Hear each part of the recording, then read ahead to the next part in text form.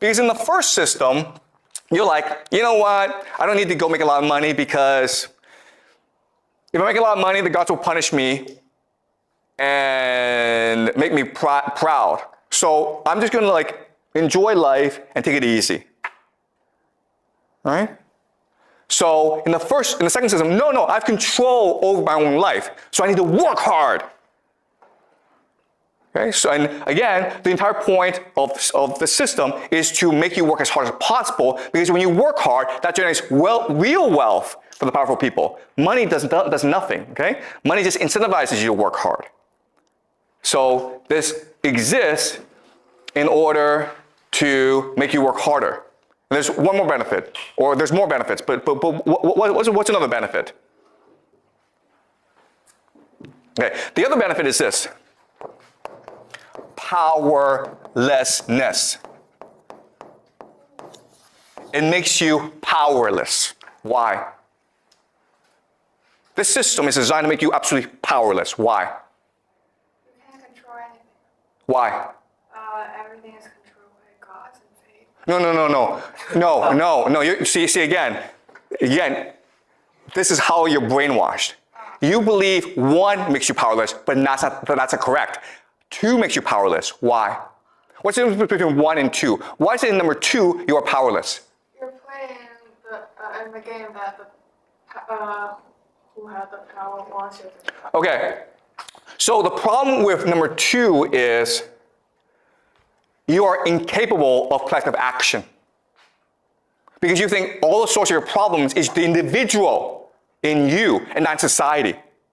But number 1, you are capable of collective action. And the only way to change the world is through collective action.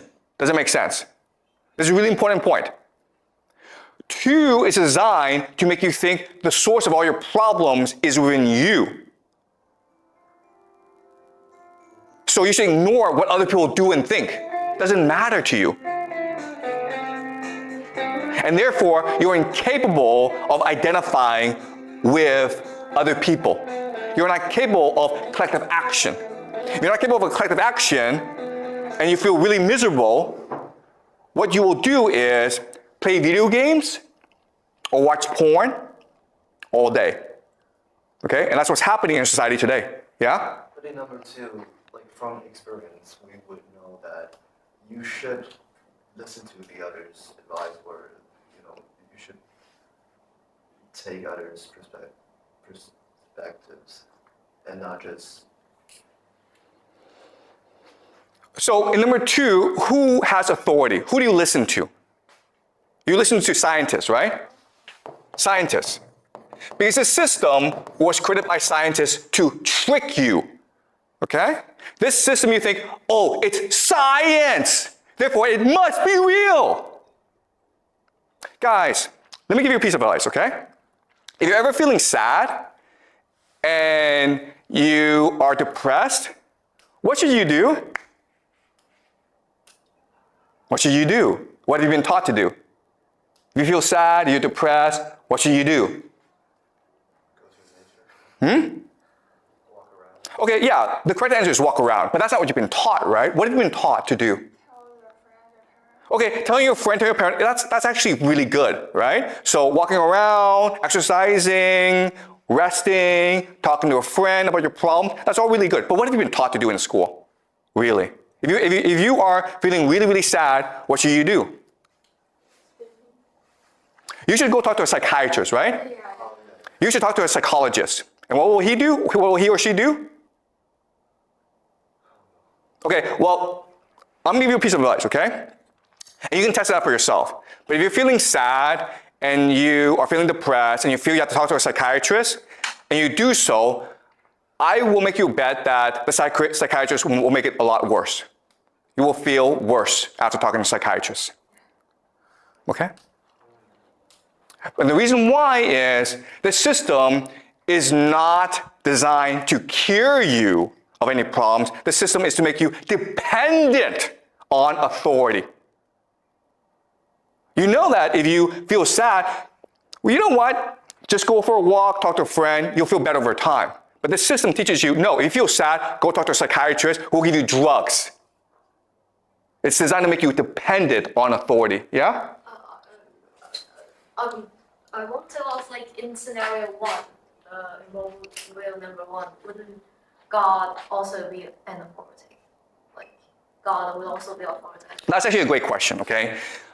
God is authority.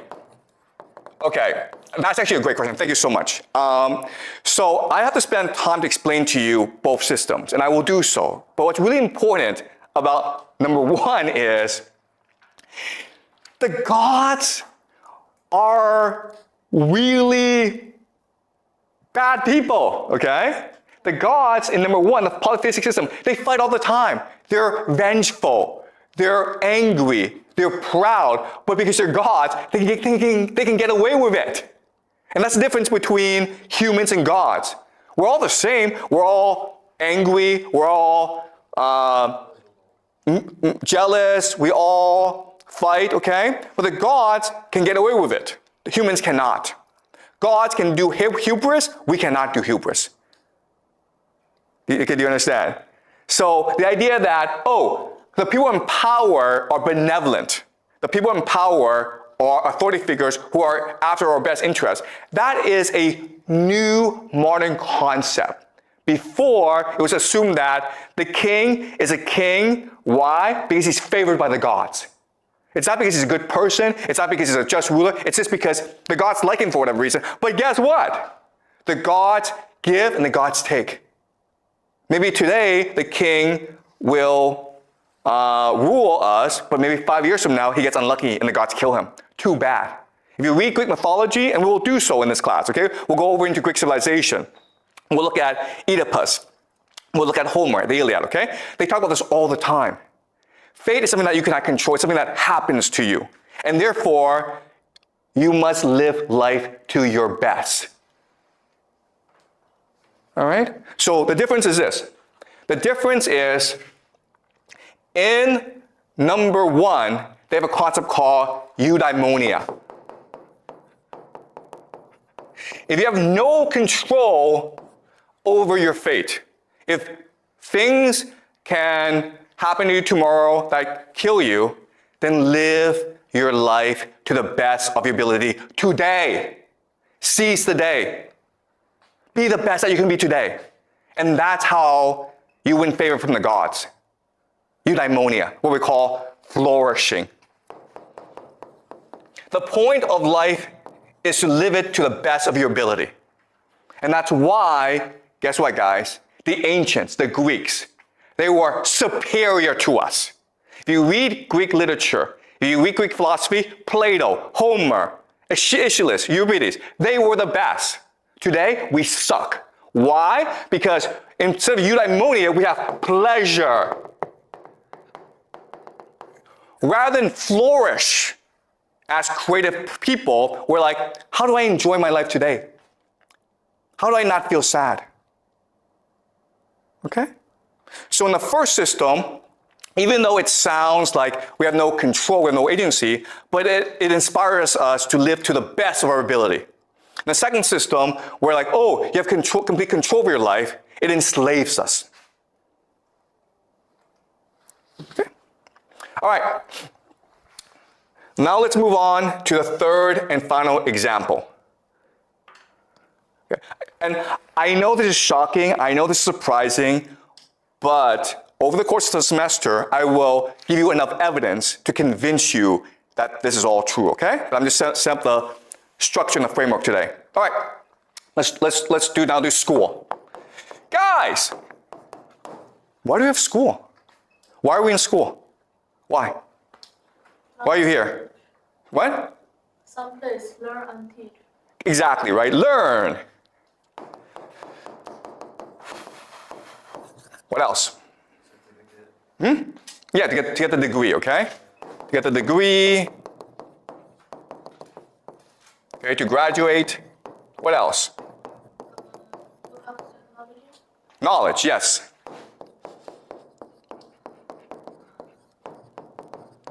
Yeah. The power chance to brainwash the students. Excuse me? I feel like give the power a chance to brainwash us. Brainwashing. Okay, guess what, guys? The correct answer is brainwashing. Everything else is a lie. Okay. All right. What do you do in school? You come to class, you listen to a lecture, you read books, right? And then you have to do a test, and you have to write a paper. And then the teacher gives you a grade. That's how you learn, right? Let me ask you this question then. Throughout most of human history, how did we learn? If you want to become a doctor, what did you do? To be a good, to be fast and long. The answer is experience. Do it. Right? Let me ask you this question.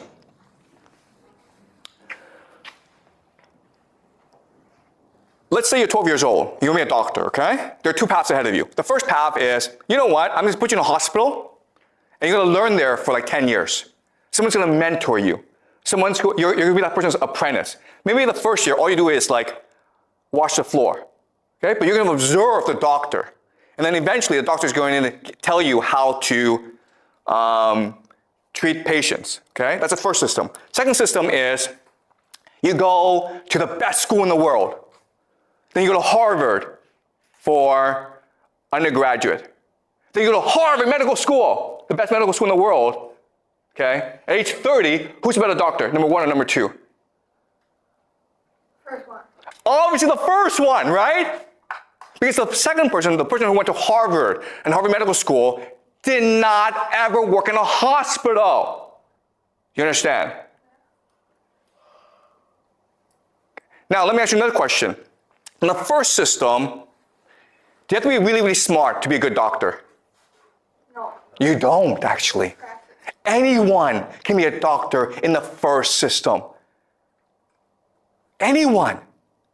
We human beings are all born with the capacity to learn anything if you wanted to learn it, right?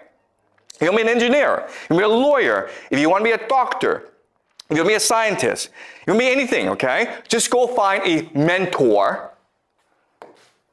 who can teach you how to do so. And I guarantee you that you will learn how to do it well. And anyone can do this.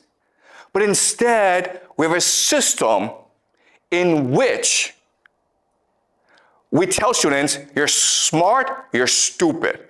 Smart students go to good schools and good universities, and they get good jobs. Stupid students go wash dishes. Okay? And that was not true for most of human history. It's true today, but throughout most of human history, if you had to go learn something, all you had to do was go find a teacher. And that teacher would teach you. And then you would learn it. Right? So school is not a place to teach you how to learn. A school doesn't teach you knowledge. It doesn't do that. A school is a place that brainwashes you. Okay? Now the question then is, what does it brainwash you in? Why would it brainwash you? Okay, all right, to answer that, I'm going to give you some history, okay? We will do a lot of history in this class. But I'm going to tell you the three societies that first introduce mandatory, free public schooling in the world, okay? The first is called Sparta. Okay? Sparta was a small city-state in Greece, like 3,000 years ago, 3,000 years ago. And they had a new system in which children as early as 5 or 6 years old, they were put into a school. And in the school, they were beaten up by older kids who were like 9 or 10. Okay? That's Sparta. The second society was called the Aztecs. Aztecs.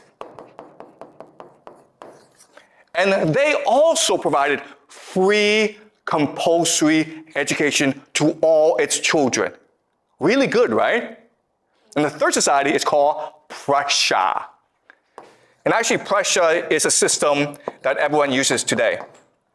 Do you guys know any history? Okay? What is common about all three societies? Sparta, Aztecs, and Prussia. They're all gone. No, it's all the 教育体育. What is common to all three? Free. Okay. War. All three societies are fundamentally war societies, dedicated to defeating their neighbors. Sparta was one of thousands of city-states in Greece. The only society of these thousands that had compulsory education. Why? Because Sparta was first and foremost engaged in war making. Sparta, you've heard of Spartans, right? It's the Spartan warrior. Okay? The Aztecs were the greatest war society in Central America before the arrival of the Europeans. They defeated everyone. They were engaged in war. They also did a lot of human sacrifice as well. Okay, we learn about the Aztecs later on. Prussia, the Prussians, the greatest military in Europe for centuries. They were engaged in war making as well. Okay, do you understand this? Why we have schools is because schools are really good at preparing people for war. Why? Because they have people. Excuse me? They have people and they can teach some kids how to do with the war. Why, let me ask you this question. Why did they not have schools before? Why is it that people we don't want schools? Why? Again, the Sparta, Aztecs, and Prussia were the few societies that had free public schooling. Why didn't other societies just copy them? Why? I think the knowledge should be traded with money. Okay, let me ask you this question. Let's just say you're a mother or father. And you have a child, right? What's the worst thing that could happen in your life?